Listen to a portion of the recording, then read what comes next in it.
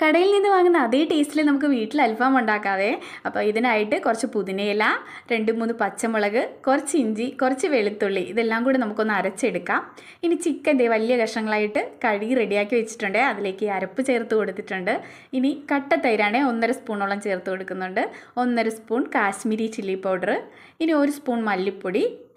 ഇനി നമ്മൾ പെരിഞ്ചീരകവും കുരുമുളകും കൂടെ ഒന്നിച്ച് പൊടിച്ചാണ് 1.5 സ്പൂണോളം ചേർത്ത് കൊടുക്കുന്നുണ്ട്. ഇനി 1/4 ടീസ്പൂൺ മഞ്ഞൾപ്പൊടിയാണ് ചേർത്ത് കൊടുക്കുന്നത്.